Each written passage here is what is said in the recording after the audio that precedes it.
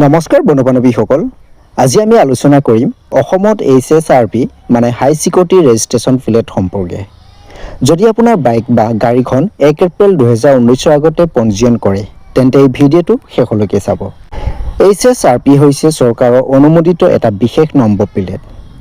ইয়াত থাকে laser code, hologram যিয়ে বাহনৰ সুৰক্ষা বৃদ্ধি কৰে আৰু নকল নম্বৰ প্লেট ৰোধ কৰাত সহায় কৰে। এতিয়া বহুতে কমেণ্ট কৰি সুধিব পাৰে HSRP নাম্বাৰ প্লেট যদি আপোনালোকে নলগায় তেতিয়াহ'লে কি হ'ব?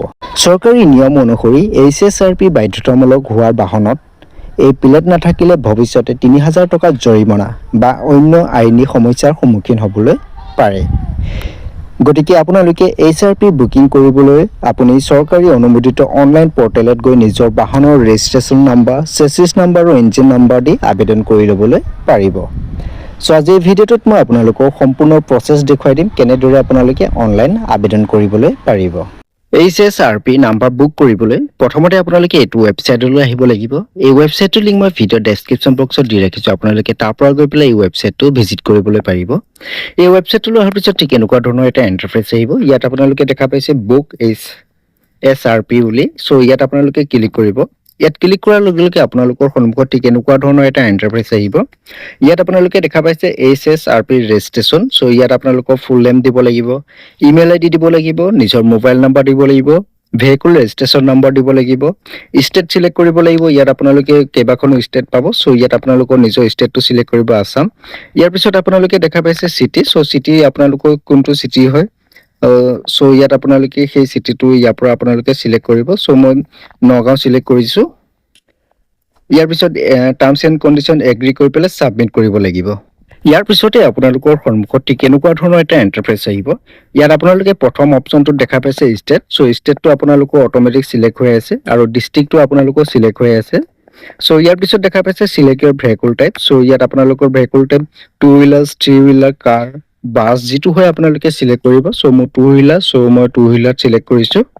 ইয়াৰ পিছত আপোনালোকৰ কি কোম্পানী বাইকখন হয় সেই বাইকখন আপোনালোকে ইয়াৰ পৰা চিলেক্ট কৰিব। মোৰ হিৰো কোম্পানী হয়, সো মই হিৰোটো চিলেক্ট কৰিছোঁ। ইয়াৰ পিছত আপোনালোকৰ সন্মুখত ঠিক এনেকুৱা ধৰণৰ এটা ইণ্টাৰফেচ আহিব। ইয়াত আপোনালোকে দেখা পাইছে অৰ্ডাৰ ইয়ৰ HSRP নাও। সো ইয়াত আপোনালোকে ক্লিক কৰিব। সো ইয়াৰ পিছত আপোনালোকৰ সন্মুখত ঠিক এনেকুৱা ধৰণৰ এটা ইণ্টাৰফেচ আহিব। ইয়াত আপোনালোকে দেখা পাইছে ভেহিকুল ৰেজিষ্ট্ৰেশ্যন ষ্টেট। সো ইয়াত আপোনালোকে আসামটো চিলেক্ট কৰিব।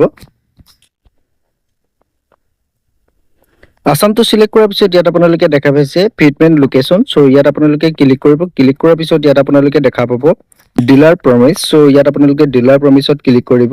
ক্লিক কৰাৰ পিছত ইয়াত আপোনালোকে দেখা পাব HSRP অৰ্ডাৰ টাইপ। সো ইয়াত আপোনালোকে ক্লিক কৰিব। ক্লিক কৰাৰ পিছত ইয়াত আপোনালোকে কেইবাটাও অপশ্যন পাব। সো ইয়াত প্ৰথমতে দেখা পাইছে all vehicle HSRP kit, 2 number দেখা পাইছে damage front HSRP kit, 3 number দেখা পাইছে ডেমেজ ৰিয়াৰ HSRP কিট আৰু 4 নম্বৰ দেখা পাইছে damage boat HSRP kit. So ইয়াত প্ৰথম যিটো অপশ্যন দেখা পাইছে all vehicle HSRP kit. So ইয়াত আপোনালোকে ক্লিক কৰিব। ক্লিক কৰাৰ পিছত ইয়াত আপোনালোকৰ যি পিন কোড হয় সেই পিন কোডটো এণ্টাৰ কৰিব।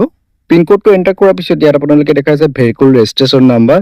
আপোনালোকে ভেহিকুল ৰেজিষ্ট্ৰেশ্যন নাম্বাৰটো এণ্টাৰ কৰিব লাগিব। ইয়াৰ পিছত আপোনালোকৰ ভেহিকুলৰ যি চেচিছ নাম্বাৰ আছে চেচিছ নাম্বাৰটো এণ্টাৰ কৰিব লাগিব। চেচিছ নাম্বাৰটো এণ্টাৰ কৰাৰ পিছত ইয়াত আপোনালোকে ইঞ্জিন নাম্বাৰটো এণ্টাৰ কৰি পেলাই ভেৰিফাই এণ্ড ছাবমিটত ক্লিক কৰিবলৈ লাগিব। ইয়াৰ পিছত আপোনালোকৰ সন্মুখত ঠিক এনেকুৱা ধৰণৰ এটা ইণ্টাৰফেচ আহিব। ইয়াত আপোনালোকে দেখা পাইছে চিটি।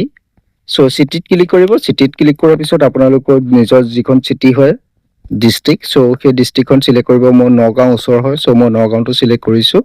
ইয়াৰ পিছত দেখা পাই আছে আপোনালোকে ডিলাৰ HSRP চেণ্টাৰ। সো ইয়াত ক্লিক কৰিব। ইয়াত ক্লিক কৰাৰ লগে লগে নগাঁও ডিলাৰ কি আছে ইয়াত আপোনালোকে দেখা পাব। সো ইয়াত আপোনালোকে দেখা পাই আছে গণপতি মটৰ্ছ। ইয়াৰ পিছত আপোনালোকে দেখা পাইছে শ্ৰী অটোমোবাইল। সো আপোনালোকৰ যিটো ডিলাৰত যাবলৈ বিচাৰে সেইটো ডিলাৰ আপোনালোকে চিলেক্ট কৰিব। সো মই শ্ৰী অটোমোবাইলছটো চিলেক্ট কৰিছোঁ। চিলেক্ট কৰাৰ পিছত ইয়াত আপোনালোকে দেখা পাব চইচ এপইণ্টমেণ্ট ডেট। আপোনালোকে কিমান তাৰিখে যাব সেই তাৰিখটো ইয়াত আপোনালোকে চিলেক্ট কৰিব লাগিব। মই এক্সাম্পল হিচাপে আপোনালোকক 10 তাৰিখটো চিলেক্ট কৰি দেখুৱাইছোঁ। 10 তাৰিখটো চিলেক্ট কৰাৰ পিছত ইয়াত আপোনালোকে দেখা পাইছে এপইণ্টমেণ্ট স্লট। সো ইয়াত ক্লিক কৰিব। চিলেক্ট কৰাৰ পিছত আপোনালোকে কোনটো টাইমত যাবলৈ বিচাৰে। সো ইয়াত দি আছে 10:30 পৰা 11:30 ভিতৰত আপোনালোকৰ স্লট এভেইলেবল আছে। সো ইয়াত আপোনালোকে দেখা পাইছে 10:30 পৰা 11:30 ভিতৰত আপোনালোকৰ স্লট এভেইলেবল আছে। ইয়াৰ পিছত 11:30 পৰা 12:30 ভিতৰত আপোনালোকৰ যি স্লট এভেইলেবল আছে। চ' এনেদৰে আপোনালোকে স্লটৰ টাইপসমূহ চাই ল'ব পাৰিব। চ' মই 11:30 পৰা 12:30 ভিতৰত যাব পাৰিম। চ' মই টাইমটো চিলেক্ট কৰিলোঁ। ইয়াৰ পিছত আপোনালোকে নেক্সট বুটামত ক্লিক কৰিব। নেক্সট বুটামত ক্লিক কৰাৰ পিছত ইয়াত আপোনালোকৰ দেখা পাইছে ৰেজিষ্ট্ৰেশ্যন ডেট। চ' ইয়াৰ পিছত আপোনালোকে দেখাইছে ভেহিকুল টাইপ। চ' ইয়াত ক্লিক কৰিব মটৰচাইকেল আৰু স্কুটাৰ। চ' আপোনালোকৰ যিটো হয় সেইটো চিলেক্ট কৰিব। যদি স্কুটাৰ হয় স্কুটাৰ, যদি মটৰচাইকেল হয় মটৰচাইকেল ইয়াত আপোনালোকে চিলেক্ট কৰিব।